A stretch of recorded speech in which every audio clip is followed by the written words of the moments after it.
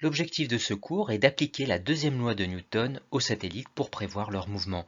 Et on supposera que le satellite, comme ici la Lune, n'est soumis qu'à une seule force de gravitation exercée par un corps attracteur, ici la Terre. On rappelle l'expression vectorielle de cette force gravitationnelle donnée par Newton en 1687, avec tout d'abord sa valeur proportionnelle au produit des masses des deux astres et à la constante gravitationnelle grand G. Une valeur également inversement proportionnelle au carré de la distance entre le centre des deux astres. La direction et le sens sont ensuite précisés grâce à un vecteur unitaire, comme par exemple ici UTL d'origine grand T. La force et UTL étant collinéaires mais de sens opposé, on complète l'expression vectorielle de la force avec moins UTL. C'est la formulation de la force que nous utiliserons dans ce cours lors de l'application de la deuxième loi de Newton afin de prévoir le mouvement d'un satellite.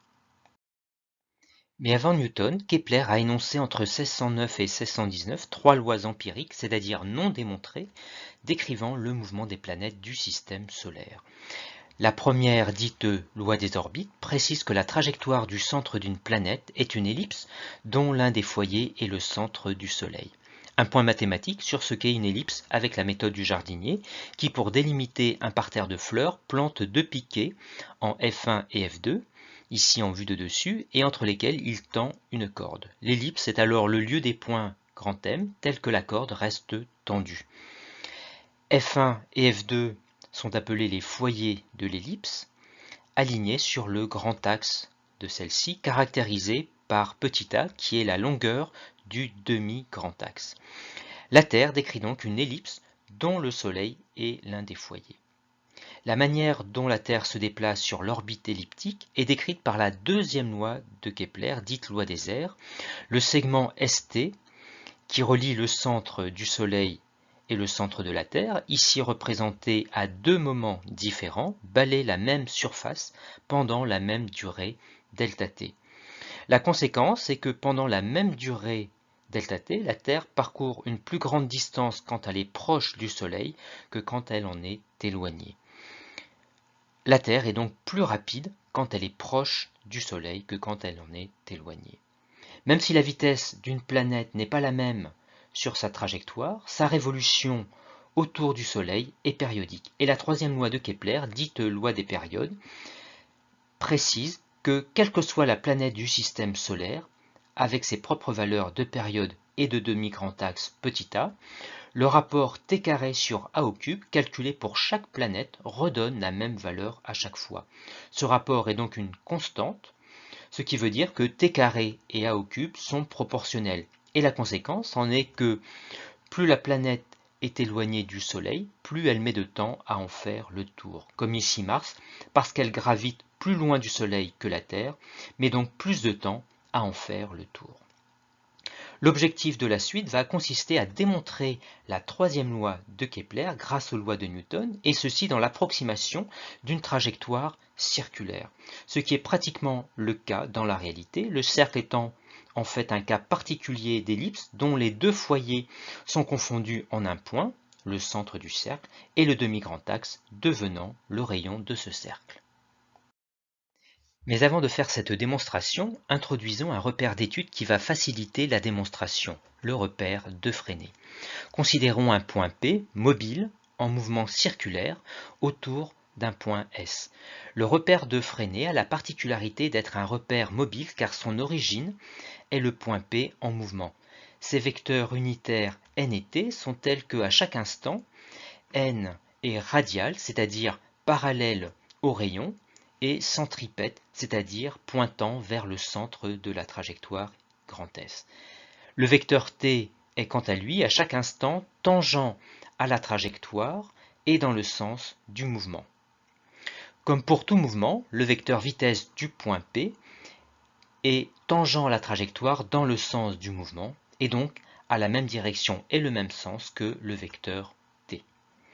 Quant à lui, le vecteur accélération du point P a des projections selon n et t. Et les valeurs de ces projections dans le repère de Fresnel sont liées à la valeur de la vitesse de p. V carré sur R pour la projection selon n, où V est la vitesse de P et R le rayon de la trajectoire. Et dérivée temporelle de la vitesse selon le vecteur unitaire t. L'accélération s'écrit donc v carré sur r selon n plus dérivée temporelle de la vitesse selon t. Une expression à connaître. Un cas particulier va nous intéresser dans la suite, celui du mouvement uniforme. La vitesse étant alors constante, sa dérivée temporelle est nulle.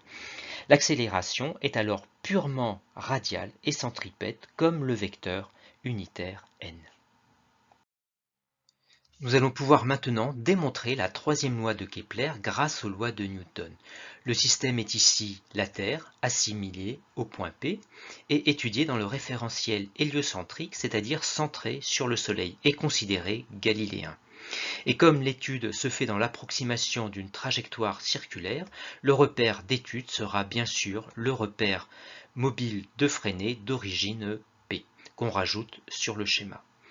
Appliquons le PFD, c'est-à-dire la deuxième loi de Newton, au système.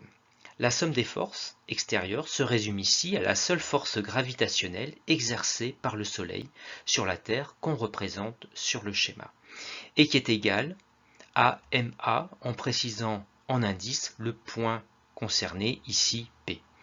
On remplace F par son expression vectorielle, qui utilise cette fois le vecteur unitaire petit n, collinéaire et de même sens que la force gravitationnelle, d'où le signe plus ici.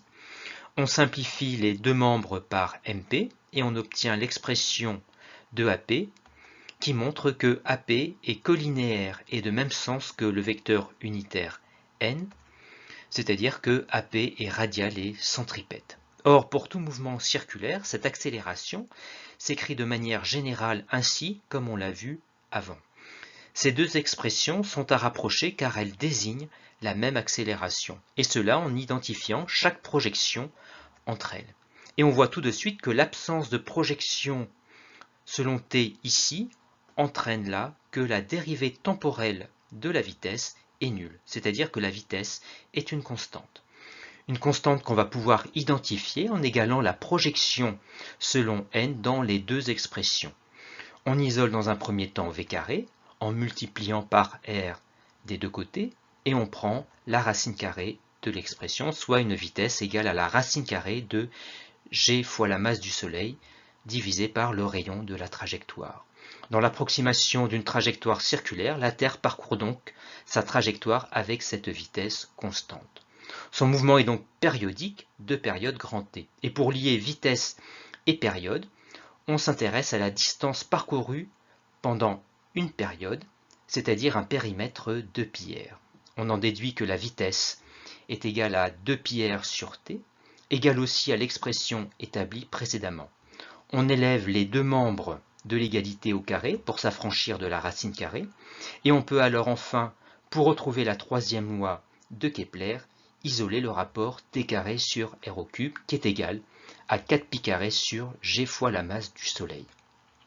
Nous venons d'établir la troisième loi de Kepler en montrant que le rapport t carré sur r au cube est constant, et grâce à Newton, nous savons maintenant que cette constante est égale à 4π carré sur g fois la masse du Soleil, où intervient seulement la masse du corps attracteur, ici le Soleil. On comprend alors pourquoi Kepler avait mesuré un rapport t carré sur r au cube identique quelle que soit la planète.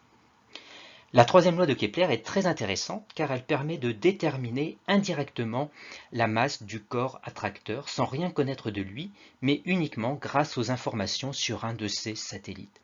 Et dans notre exemple ici, nous pouvons déterminer la masse du Soleil grâce à la période de révolution de la Terre de 365 jours et à la distance Terre-Soleil d'environ 150 millions de kilomètres. On isole la masse du Soleil dans la troisième loi, et on fait l'application numérique en n'oubliant pas de faire les conversions en unités légales. Millions de kilomètres qui est égal à 10 puissance 9 mètres et 365 jours fois 24 heures par jour fois 3600 secondes par heure pour avoir la période de révolution en secondes, ce qui donne une masse solaire de 2,0 10 puissance 30 kg. Mais les lois de Kepler ne s'appliquent pas qu'au système solaire. Elles se généralisent à n'importe quel astre attracteur, comme ici Jupiter, et à son satellite, que le satellite soit naturel ou artificiel. Et justement, intéressons-nous pour terminer à un satellite artificiel de la Terre assez particulier, le satellite géostationnaire. Et comme son nom l'indique, il doit couvrir la même zone sur Terre. Sa période de révolution doit donc être de 24 heures, comme la période de rotation de la Terre. Il doit donc aussi nécessairement orbiter dans un plan perpendiculaire à l'axe de rotation de la Terre, et pas n'importe quel plan, le plan de l'équateur. En effet, à chaque instant, la force gravitationnelle exercée sur le satellite est dirigée vers le centre du corps attracteur, ce qui est bien le cas ici pour une orbite équatoriale, mais pas pour cette orbite ici en jaune. La période de révolution de 24 heures pour un satellite géostationnaire impose qu'il orbite à une certaine altitude et que l'on va déterminer grâce à la troisième loi de Kepler, dans laquelle on cherche à isoler le rayon de la trajectoire, tout d'abord en isolant r au cube, et ensuite en prenant la racine cubique de l'expression, racine cubique qui est équivalente à la puissance 1 tiers, tout comme la racine carrée est équivalente à la puissance 1 demi, ce qu'on peut généraliser par l'équivalence entre racine énième et puissance 1 sur n.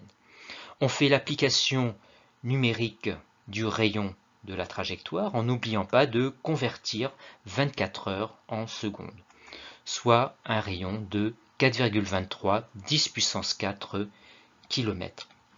On en déduit alors l'altitude petit h du satellite, c'est-à-dire sa distance au sol terrestre et non au centre de la Terre, en retranchant au rayon de la trajectoire le rayon terrestre. L'application numérique donne une altitude d'environ 36 000 km. Tous les satellites, pour être géostationnaires, doivent donc évoluer dans le plan de l'équateur à une altitude d'environ 36 000 km. Et on dénombre actuellement environ 500 satellites géostationnaires encore en activité. En conclusion, on retient l'expression du vecteur accélération dans le repère de Freinet dans le cas d'un mouvement circulaire quelconque et qui permet de démontrer la troisième loi de Kepler, une démonstration à connaître.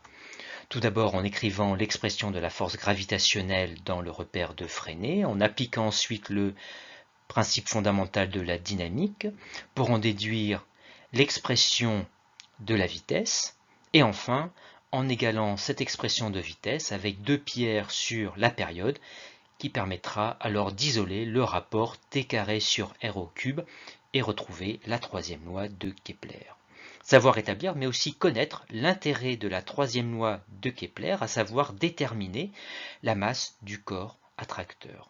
Et enfin, il faut connaître les conditions pour qu'un satellite soit géostationnaire et savoir retrouver en particulier l'altitude de 36 000 km en utilisant, là encore, la troisième loi de Kepler.